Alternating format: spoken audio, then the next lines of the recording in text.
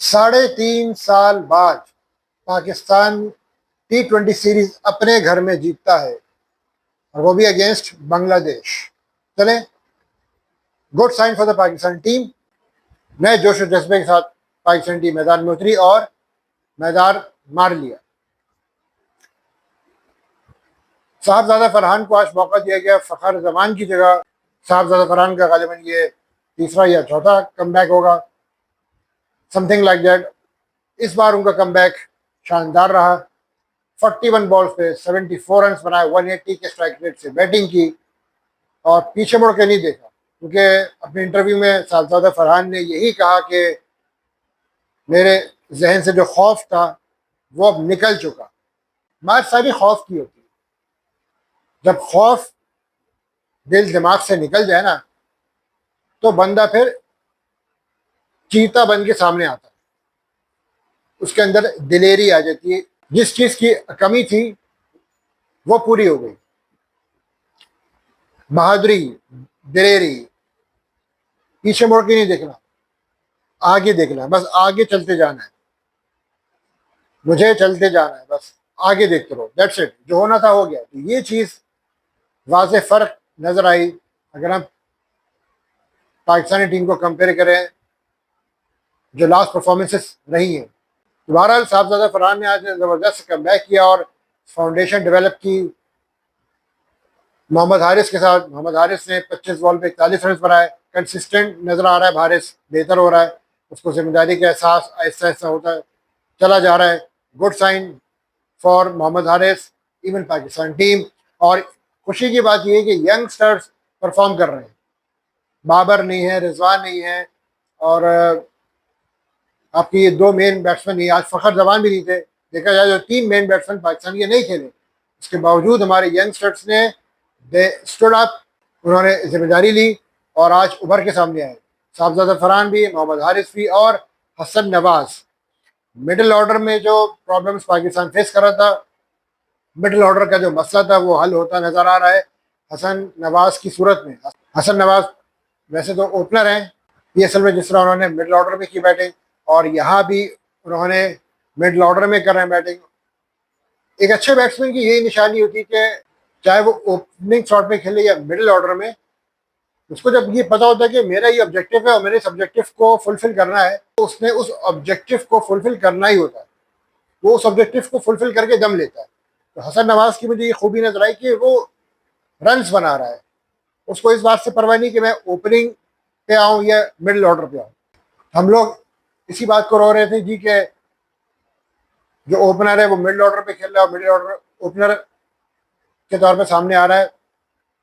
बात एहसास की होती है, बात जिम्मेदारी की होती है। अगर आपके अंदर एहसास जिम्मेदारी है और आपके अंदर ये बात जहन में है जी कि मैंने परफॉर्म करना है, मैंने रन्स बनाने हैं, दैट्स इट, नो मैटर मैं किसी नंबर पर भी आकर खेलूँ। T20 में शायद इतना फर्क नहीं पड़ता क्योंकि 20 ओवर की गेम होती है, उसमें टाइम कम होता है। बहरहाल हसन नवाज ने भी ज़बरदस्त परफॉर्मेंस दी, 50 रन स्कोर किए, अपनी पहली 50 T20 की बनाई। एक सेंचुरी तो वो अगेंस्ट न्यूजीलैंड ऑकलैंड में बना चुके हैं। तो पाकिस्तान ने ज़बरदस्त बैटिंग की, 202 रन का टारगेट दिया। Stand out performances Hasan Nawaz, Sahibzada Farhan और मोहम्मद हारिस की तरफ से भी बैटिंग में।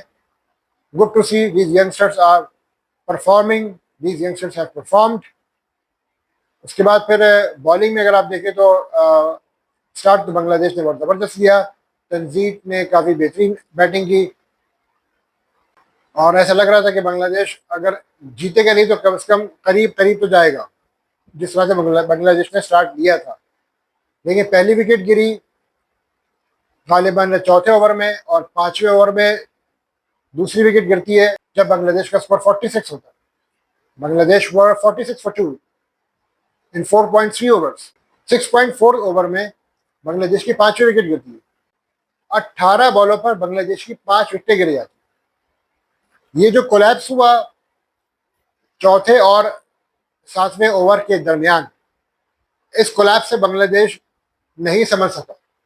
जब आपकी ऑब्वियसली T20 में जब यके बाद दीगरे विकेटें गिर जाए, कोलैप्स आ जाए, तो फिर समझना मुश्किल हो जाता है। फिर उसके बाद बांग्लादेश समझ नहीं पाया। ऑल दो 8वें नंबर पे के जो बॉलर हैं तंजीम हसन साकिब, उन्होंने अच्छी बैटिंग की, गालिबन 30 बॉल पर 50 रन बनाए, लेकिन कोई साथ उनका नहीं, जिसका उस टाइम पे उनके साथ टेल एंडर खेल रहे थे और तब तक बहुत देर हो चुकी थी। एनीवेज, पाकिस्तान ने ये T20 सीरीज अपने नाम कर ली है। एक मैच अभी बाकी है जो कि 1 जून को खेला जाएगा, बरोज इतवार। साहबजादा फरहान को प्लेयर ऑफ द मैच का अवार्ड मिला और बेस्ट बॉलिंग का अवार्ड अबरार ले उड़े। 3 विकेटें उन्होंने हासिल की। जब अबरार ने जो बैक टू बैक विकेटें ली, 2 विकेटें एक साथ, चौथी विकेट और 5वीं विकेट, वहाँ पे बांग्लादेश का कोलैप्स हुआ और बांग्लादेश के कोलैप्स में अबरार ने कलीदी किरदार अदा किया। बहरहाल पाकिस्तान ने T20 सीरीज तो जीत चुका है, but still a long way to go. कमज़ोर टीम है, लोग इतना ज़्यादा उसको सीरियस नहीं लेंगे, क्योंकि जब आप किसी कमज़ोर टीम से जीतते हैं तो यही फीलिंग आती थी कि आपने तो कमज़ोर टीम को हराया, कौन सा आपने किसी ऑस्ट्रेलिया, इंडिया या इंग्लैंड को शिकस्त दी है। लेकिन बहरहाल ये जीत पाकिस्तान के लिए बहुत ज़रूरी थी। पाकिस्तान टीम के कॉन्फिडेंस को रीगेन करने के लिए ये जीत बहुत ज़रूरी थी। और चूँकि पाकिस्तान काफ़ी टाइम से सीरीज़ नहीं जीता था, 3.5 साल बाद अपने घर में पाकिस्तान ने ये T20 सीरीज़ अपने नाम की है।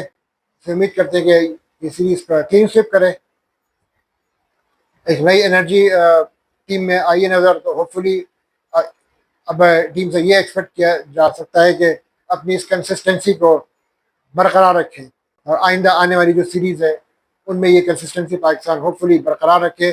कॉम्बिनेशन तो अच्छा है, कमज़ोर टीम होती तो उससे इतना आपको अंदाज़ा नहीं होता, लेकिन बट मैं ही कहना चाहूँगा कि at the end of the day you need specialist.